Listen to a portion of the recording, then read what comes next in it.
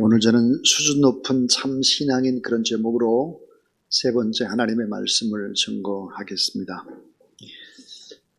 제가 어린 시절에 늘 들었던 얘기가 있습니다. 예배를 잘 드리면 복을 받고 예배를 잘 드리면 너의 장래는 환히 열리게 될 것이다 라는 이야기였습니다. 저는 이 이야기를 저의 아들에게도 부지런히 가르쳤습니다. 그래서 어렸을 때 뭘 원하면 하나님 앞에 우리 작정으로 예배를 드리자. 작정으로 꼬박꼬박 예배를 드렸습니다. 예배를 드리면 복을 받는다. 믿으시기 바랍니다.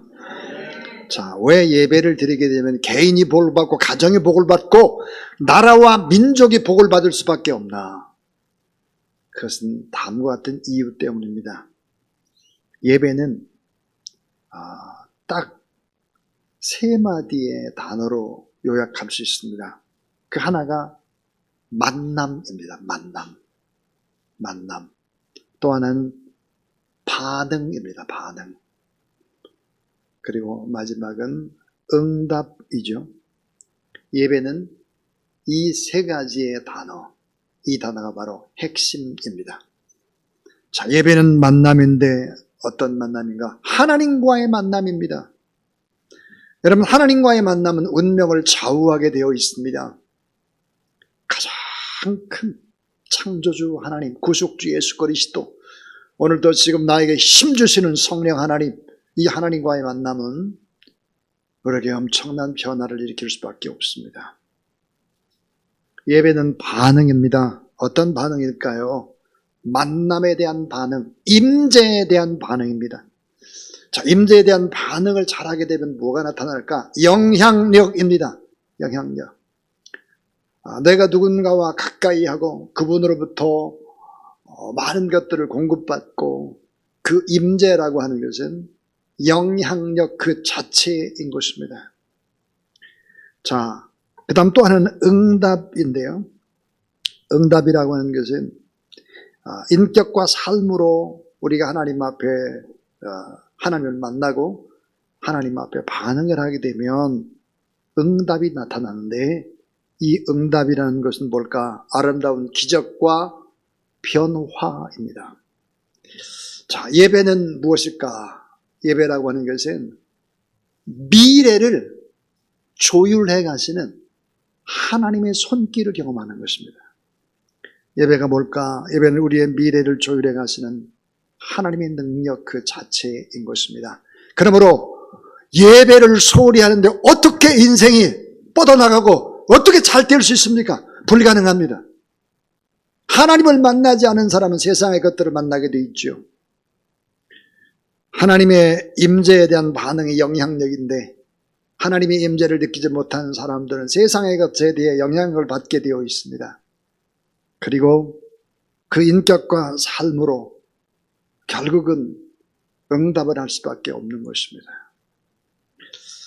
예배는 이렇게 소중한 것이지요. 그러니까 예배를 잘 드리게 되면 복을 받는 것입니다. 어떤 일이 잘 안 된다, 내 생각대로 잘 뜻대로 뭐가 잘 되지 않을 때 우리가 해야 될 첫 번째 일이 있다면 그것은 하나님 앞에 예배를 드리는 일입니다.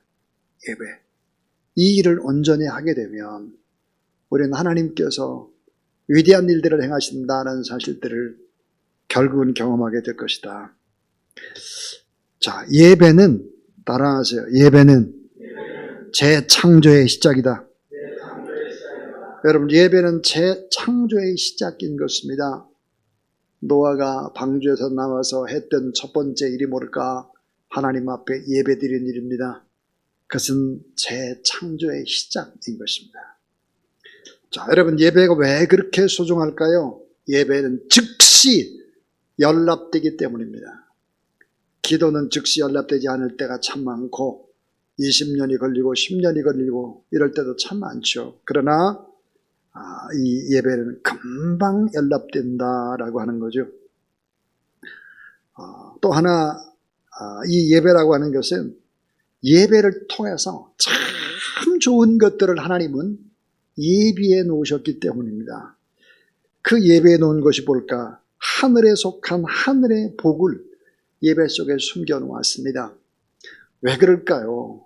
오늘 성경 말씀에 보면 놀라운 이야기들 가운데 2절 말씀을 보면 여호와께 그의 이름에 합당한 영광을 돌리며 거룩한 옷을 입고 여호와께 예배할지어다 그랬습니다. 자, 그런데 오늘 이 본문 속에서 제일 많이 강조하는 단어가 있습니다. 그것은 뭘까? 여호와의 소리입니다. 여호와의 소리. 우리말 성경을 보니까 여호와의 음성 그랬는데요. 여호와의 소리가 몇 번 나올까? 오늘 본문에 7번 나옵니다. 7번. 예배라고 하는 것은 뭘까? 예배는 여호와의 소리를 듣는 것입니다.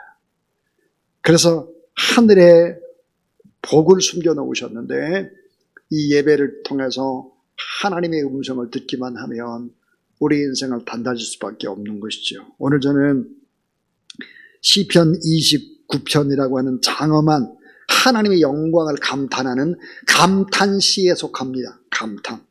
창조주 하나님께 대한 경배의 시인데 시편 29편은 천상과 지상, 공간과 시간, 자연과 인간을 모두 포괄하는 여호와의 왕권적인 통치를 찬양하는 그런 예배의 시입니다.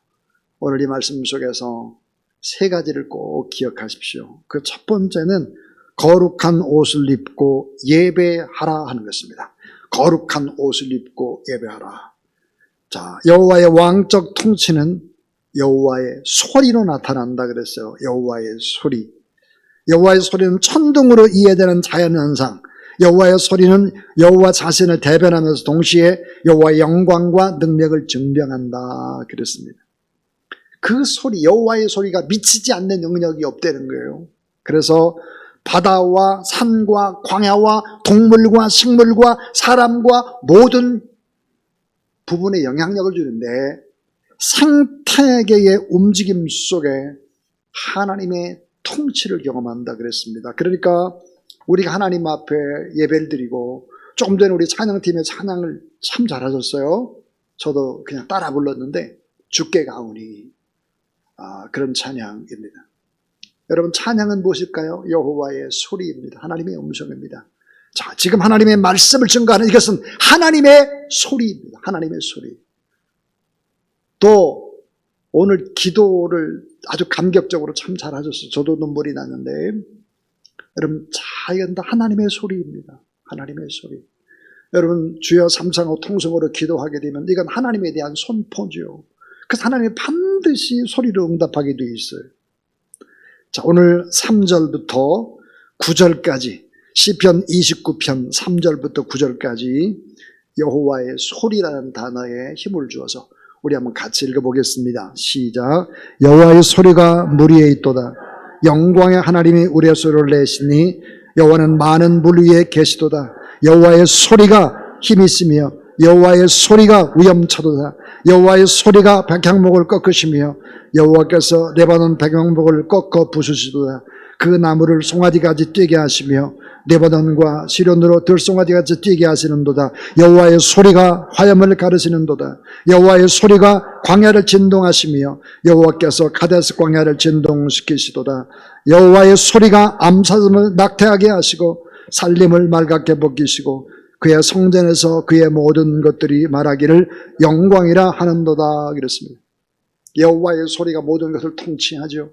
여호와의 소리가 동물 또 생태계 모든 부분들에 새끼가 있게 하고 꽃을 피게 하고 열매를 맺게 하고 우리 사람 사는 모든 세상도 다 복되게 하는 것이 여호와의 소리다. 그래서 우리 꼭 잊지 말아야 될 것, 거룩한 옷을 입고 하나님 앞에 예배드리는 일에 집중하는 사람이 수준 높은 참 신앙이다 하는 것입니다. 두 번째입니다.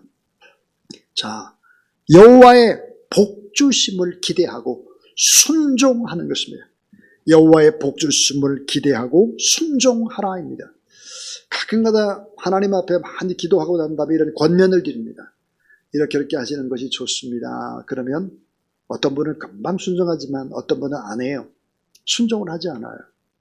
근데 참 시간이 지나고 오면 알게 됩니다. 참 그때 순종을 해야 되는데 순종을 하지 않았구나 하는 것을 알게 되죠. 자, 여호와의 복 주심을 기대하고 순종하라는 거죠. 여호와의 왕적 통치는 당신 백성에 대한 행동으로 나타나는 것입니다. 우리가 하나님 앞에 오늘 이 거룩한 성전에서 식사 봉사를 하고 찬양을 하고 기도를 하고 여러 가지 많은 일로 우리가 일을 행하는 것, 이 행동 속에 하나님은 다 그 속에 놀라운 축복을 예비하고 계시죠. 자, 마지막 세 번째입니다. 마지막 세 번째는 자, 여호와께 영광을 돌리며 자, 삶으로 하나님의 살아계심을 입증하라는 거예요. 하나님 앞에 영광을 돌릴 뿐만 아니라 우리가 삶으로 여호와 하나님의 살아계심을 입증하라 하는 거예요. 그렇게 되면 어떤 일들이 벌어질까 하는 거예요.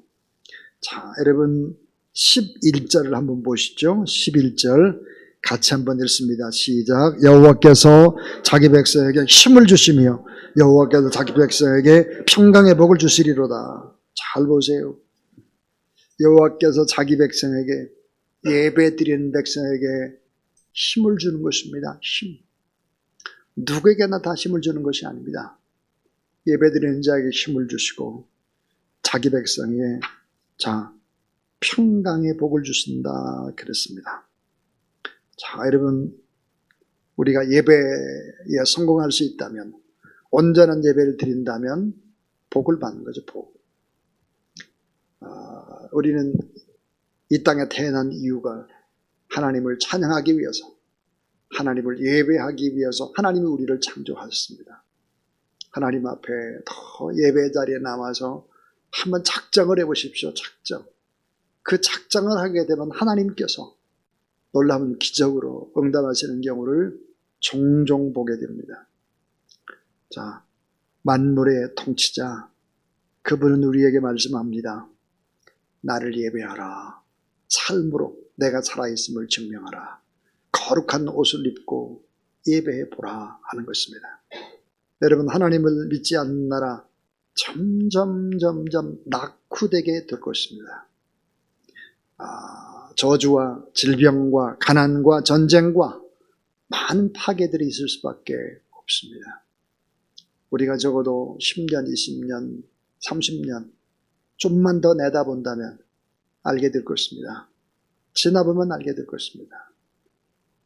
저는 우리 대한민국이 지금 광야의 시기를 지나고 있다고 생각하지만 오히려 훨씬 더 이 시기에 우리가 하나님 앞에 기도할 수 있다면, 작정하고 예배드릴 수 있다면 하나님은 위대하게 대한민국을 사용할 뿐만 아니라 우리 주사랑교회를 복되게 사용하실 수 있다, 이런 큰 확신을 갖는 여러분 되길 바랍니다. 반드시 그렇게 될 것입니다. 이런 믿음 가지고 하나님 앞에 예배로 인생의 승부수, 가정의 승부수, 나라와 민족의 장래의 승부수를 띄우는 그런 여러분 되기를 축복합니다.